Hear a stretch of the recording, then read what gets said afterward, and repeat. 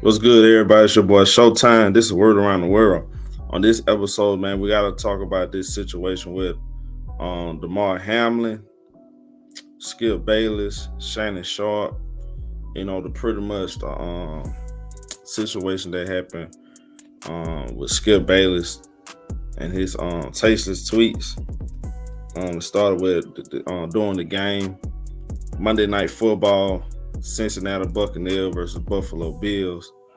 Damar Hamlin makes a play on the football field, and suddenly he gets up and he collapsed out of nowhere. And it was kind of one of the most hardest to watch. We just seen a couple of crazy stuff this year on the football field, like with Tua getting hit upside his head, and he had a concussion. It's like everybody trying to downplay him, and that's for another day, man. But we had another scary situation right here that I ain't never seen in my lifetime of watching football. I never seen a situation like this. Player just collapsed and all, and you got people, the paramedics out here giving CPR. That was hard to watch, man. I feel so bad. Then of course, the sad part about it, he was just like hugging his mama and his family before the game, man. That was kind of hard to watch. So we wind it up during the game. After that situation happened, Skip Bayless, he always does the live game tweets. He does that, mainly for the Cowboys, Tampa Bay Buccaneers, because Tom Brady, LeBron. Mainly he tweets during them games. This situation right here, he's on Twitter and he's giving his reaction and stuff like this. The first his first tweets was not exactly sure what happened to Damar Hamlin. Players on both sides are shaking. Ambulance out on the field, CPR administrated. Can't remember play being stopped for this length of a time. Just said a prayer for him and his family. And then, he gets that out the way, and then he comes back with another tweet saying, I've seen so many horrific injuries suffered on the football field, yet never have I seen a reaction like this. In every other situation I witnessed or covered, the game always went on fairly quickly. The attitude was, hey, that's football. For these players, this is different. So, and you listen to that, even that tone right there, Skip Bayless, I guess in his mind, he probably seen that saying and said, well, it's just football, guys get hurt and stuff like that. But not even realizing like what's in stake right here. So he comes back with one of the this is crazy right here, what he said. And he come back with this tweet right here.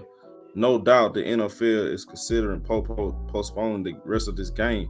But how? Question mark. This late in the season, a game of this magnitude is critical to the regular season outcome, which suddenly seems irrelevant. That tweet right there was very, once again, you have people like Skip Bayless. He's a narcissist. He only see things his way, bro. Very inconsiderate. Not even he's so locked in football and trying to prepare for the show. He's not even realizing a guy, this 24-year-old Damar Hamlin, is fighting for his life. And we're sitting here talking about football. He's sitting there worried about what the football game, what's the next play, and all this other stuff. And I thought that was very tasteless of him. And this right here, I think this right here goes right along, and it fit right along why a lot of people don't like Skip Bayless.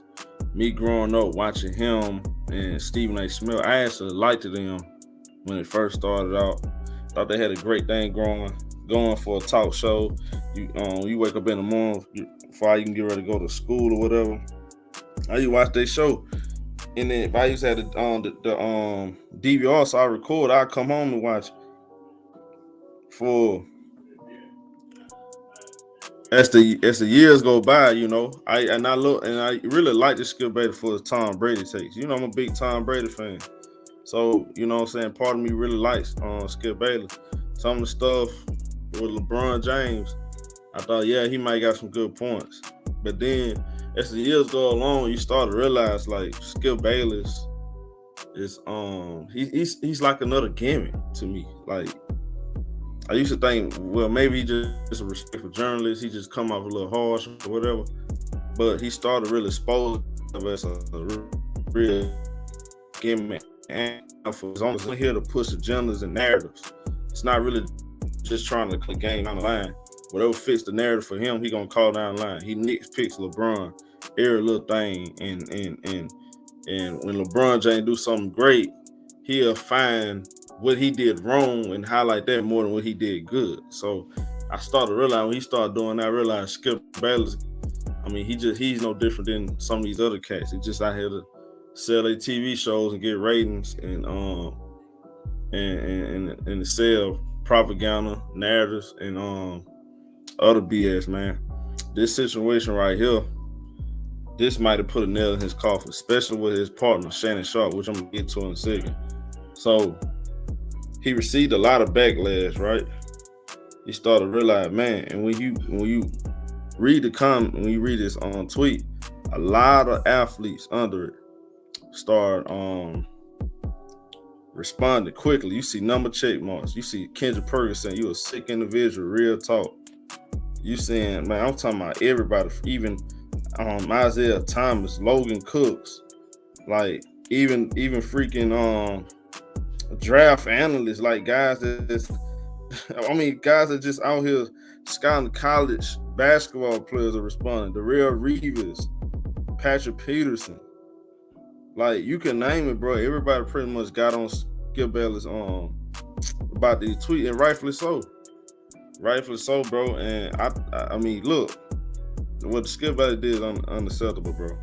So he goes on to say this: nothing is more important than that young man's health. That was the point of my last tweet. I'm sorry if that was misunderstood, but his health is all that matters. Again, everything else is irrelevant. I pray for him and will continue to.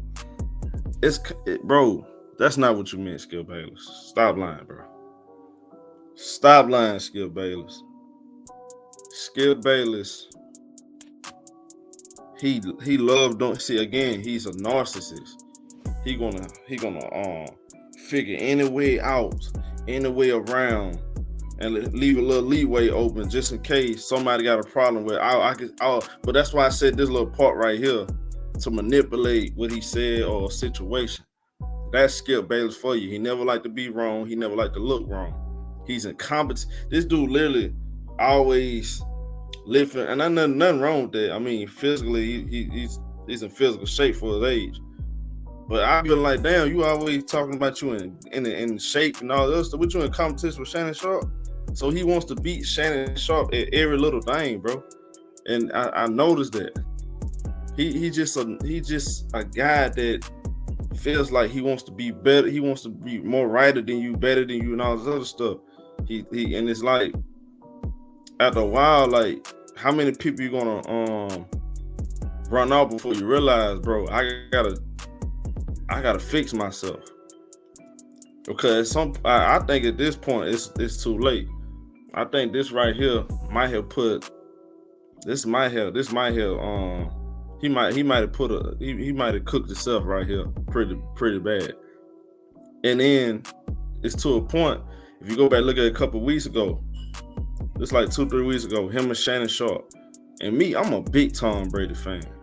What that man did to Shannon Sharpe was straight out of line. This man accusing Shannon Sharpe of being jealous of Tom Brady. Like, come on, you talking about a Hall of Fame, bro. What's some thing I've explained? We already know Shannon Sharpe. Then we get to this point right here. You got you and your partner looking back. This man Shannon Sharpe, and it's so bad, y'all. Shannon Sharpe didn't even show up to the show today. Literally, I turned on the TV just to see what they were gonna say. Shannon Sharpe wasn't even there.